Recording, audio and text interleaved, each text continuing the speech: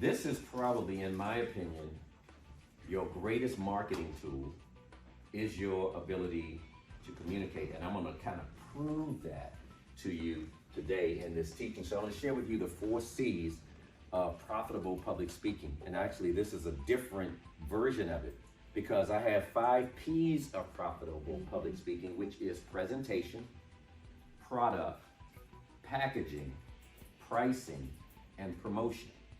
Presentation, that's your first thing. Product, packaging, pricing, and promotion. But here's what I love about that. When I started doing the P's of public speaking, these other P's kept coming. I mean, I ended up peeing on myself. Watch this. It was like, watch this, seriously. Presentation, packaging, product, packaging, pricing, promotion. And I said, what else do they need? They need a platform. What else do they need? They need practice. What else do they need? They need processes. What else do they need? They need people. And I just kept going. I got 13 P's now. Oh, wow. I peed all over myself. So seriously, it's a teaching that I do. I'm not doing that today, but and I got about a couple of other P's in there. And so when you think about it, there is a process to doing any business and doing it right. And you can't start with packaging. Your presentation is first, so that's what I want to talk about to kind of start out. And in your presentation, there's 4 C's that you need to make sure you have in your presentation to really be profitable and to make your business pop. And the first C is clarity. And clarity is power. Now, Val, because you won't be able to see what I'm writing on the board, but you can hear me and you can take this down. Clarity. So clarity about what?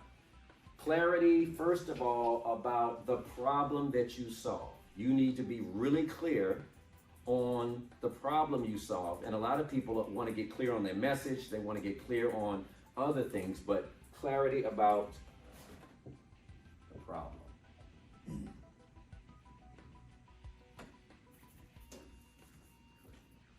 And the clearer you are on the problem you solve, and we talk about this all the time, but it'll never really change. How clear are you on the problem you solve, and then who you solve that problem for? Who is your who? We talk about that all the time. Who is your who? I'm sure Netta's going to talk about that. And getting crystal clear on it, because everybody doesn't need you. Everybody's not interested in what you do. So clarity. So I had to get clear on my mission.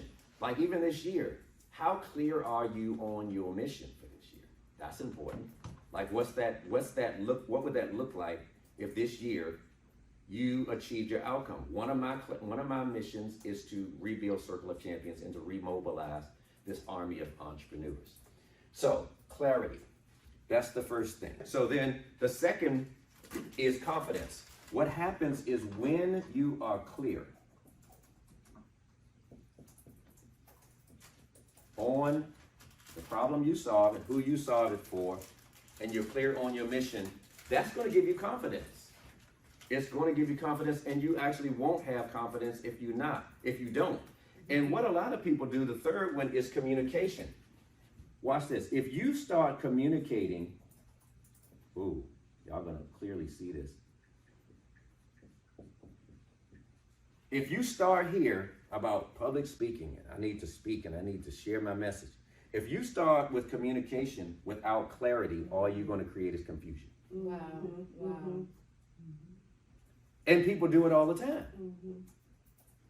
They're communicating, but they haven't gotten crystal clear. And so their message is going to be convoluted and people are going to be confused when they talk. So clarity is first. And I would say, how do you get that? I think people arrive at that in different ways.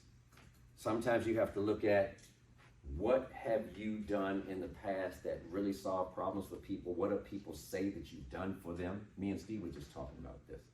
What is it that you know that you have been good? Our stock market educator, we were talking about this the other day. She teaches people how to make money in the stock market. And she says, I've taught people and they actually go and do it and it works. Well, that lets you know that The people that are being attracted to you, they want to learn that. We know the problem you're solving for them is helping them to make money. But when you see them do it, it does what? It creates confidence. You know, when I started seeing people making money from my training, that gave me confidence. It's not enough that I do what I do well. It's seeing Steve go out there and do it. It's seeing Fred go out there and do it. Candace and Lori and the people that I had on the other night. That gives me confidence. It's like, what did you do to get that effect? And then double down on that. And then the fourth is, when you do that, you get customers. Customers. See, everything that you're doing when you're communicating in business, and you do these four things, it should lead to customers or clients. Another C I could use instead of that, customers or clients. Because I like clients. What's the difference between a customer and a client? Repeat business. Hello. Customer might buy from you one time. I'm sorry. No, that's what I'm talking about. That was the answer. That was Yeah. the answer. Some people think it's all the same. A customer may come through and buy something one time. A client is, no, this is Phoebe now. You know what I'm talking about. This is a business now. It's somebody that's going to be with me. And then what's the lifetime value of a client? What's the lifetime value of a customer? So when you're short-sighted and you're just getting in business, you're thinking about making that sale. I'm not thinking about making that sale. I'm thinking about making that sale, document the process of how I even made that sale and how I even got that customer. Now I can look at how can I systemize that. That's the key to business. I think when you're first starting, you're going to be happy to get your first sale. You're not necessarily thinking about a client, but as you grow in business, you know, that's what you're thinking. So these four things right here are the foundation. I don't think you can go anywhere. Think about, what is the importance of confidence in anything? You can't play that in here. Confidence. Yes, Annette, did you want to say something? It goes to what we're going to be sharing later. People buy you before they buy what you're selling. And if you're not sold on you, why would I invest? Right. You know, if I go to a doctor and they tell me I need surgery, first thing I'm going to ask is, how many of these have you done? And if they say, oh, I did 15 last week, what kind of music you want me to play?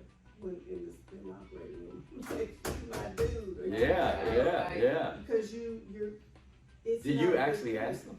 I certainly did. Yes, How many Lord. of these have you done? Great. That's great. I love that. Yes. Confidence builds conviction. When you have confidence, you're convicted, you believe in what you're saying, so there's a resolve, and no one can shake you from it. There you go. I agree. I cannot what's the word I want to look Emphasize. for? Overemphasize how important confidence is in anything you do, especially in business, especially in sports. If you're a Dallas fan, I don't know if you saw, you probably didn't, but the last few games of the season, there was this kicker who could not make an extra point Yes. to save his life. He's being paid a lot of money to do this, but he lost his confidence. He didn't lose his skill. Think about this. Didn't lose his skill. He lost his confidence. So if you have skill and you don't have confidence, it doesn't matter about your skill. When Klay Thompson came back from his injury, he had no confidence in the beginning. He still had his skill, but no confidence, and he had to get his mobility back. I'm talking sports because I watch sports because I like these kind of things in sports. But I went through a period where my confidence went down. It's like when my confidence went down, so did sales. So did everything else around me. It's like it just changed things. So anything you do to build confidence, money is actually attracted to it. People are attracted to it. And when you say people buy you before they buy your product or your service, when I used to do all these events and we would do this stuff as a team, what they saw was a confident leader. And it's like, you know what? I don't even know you, but the dude believes in it and other people believe in it, and it creates that momentum. So I cannot overemphasize that. And when it comes to communication, and you have these other things, your confidence comes out in your communication. You can tell when somebody knows their stuff and believes in their stuff. And I always say the first sale you're ever going to make, or the most important sale, is selling you on you. Selling you on you and selling yourself on your product or your service. And if you're not completely sold, I was about to put out a video the other day and I didn't put it out. Now, there's only one reason I didn't put it out. I wasn't completely sold on it.